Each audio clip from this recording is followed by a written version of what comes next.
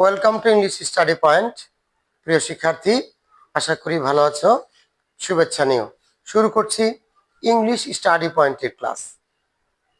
আজকে আমরা তোমাদেরকে পাংচুয়েশন মার্কস অর্থাৎ বিরাম চিহ্নের উপরে আরো একটি ক্লাস দেওয়ার চেষ্টা করছি। এর আগে আমরা তোমাদেরকে ফুল স্টপের ক্লাস দিয়েছিলাম।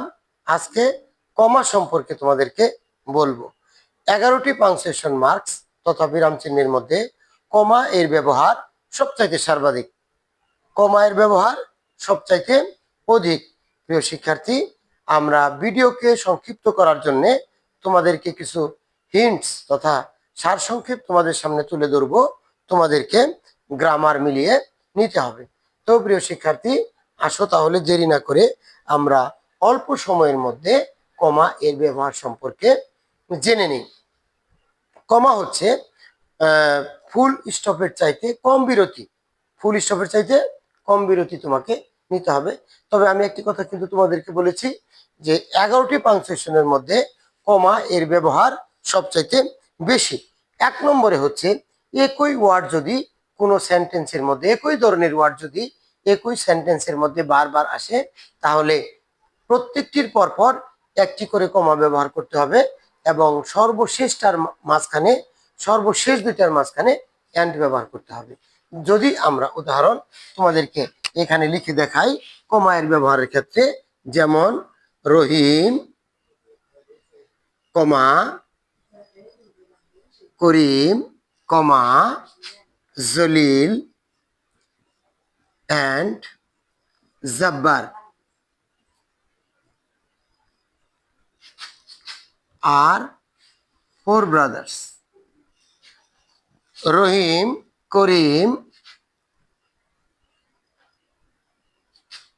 জলিল, রহিম, করিম, জলিল। এই যে রহিমের পরে কমা, করিমের পরে কমা, জলিল এবং জব্বারের মাঝখানে এন্ড দিয়ে আমরা বাক্যটা শেষ করেছি। Rahim comma Karim comma Jalil and Jabbar আর 4 ব্রাদার্স। প্রিয় শিক্ষার্থী, এই দেখো একই ধরনের ওয়ার্ড, অর্থাৎ এগুলো পরস্পর নাউন। এই পরস্পর নাউনগুলো একত্রে আসার কারণে আমাদেরকে কি করতে হয়েছে? কমা ব্যবহার করতে হয়েছে। 2 নম্বরে হচ্ছে ক্যাচ ইন অপোজিশন এর পূর্বে কমা ব্যবহার করতে হয়। তুমি তোমার বইয়ের সঙ্গে মিলিয়ে নাও। যেমন mister Jalaluddin Ahmed, the principal of PN college. Understand? এখানে জালালউদ্দিন আহমেদের পরে যে ক্যাচ অন অপোজিশন রয়েছে সেখানে আমরা কমা ব্যবহার করেছি। 3 নম্বরে হচ্ছে ব্র্যাকেটিভ কেস কোনো সেন্টেন্সের শুরুতে থাকলে, তার পরে, মধ্যে থাকলে উভয় পাশে এবং শেষে থাকলে তার পাশে পূর্বে কমা ব্যবহার করতে হয়। যেমন রহমান ডু দ্য ওয়ার্ক, এখানে একজনকে সম্বোধন করে তাকে কাজের কথা বলা হয়েছে। অ্যাবসলিউট কনস্ট্রাকশন কোনো সেন্টেন্সের শুরুতে থাকলে তারপরে একাধিক পেয়ার্স অফ ওয়ার্ড যদি কোনো সেন্টেন্সের মধ্যে আসে, তাহলে সেখানেও তোমাকে কমা ব্যবহার করতে হবে। পেয়ার্স অফ ওয়ার্ড গুলো আমাদেরকে বুঝতে হবে। যেমন জোড়া শব্দ কি কি? যেমন উঁচু, নিচু, ধনী, দরিদ্র, এরকম শব্দ।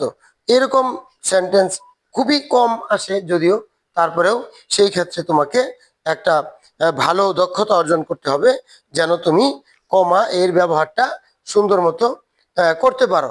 যেমন একাধিক পেয়ার্স অফ ওয়ার্ডের একটা উদাহরণ, high and low comma black and white comma rich and poor comma all R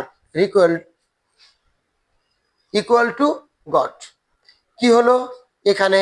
high and low, black and white, high and low comma black and white comma rich and poor comma all are equal to God. অর্থাৎ এই উঁচু নিচু, সাদা কালো, ধনী দরিদ্র সবাই আল্লাহর কাছে সমান।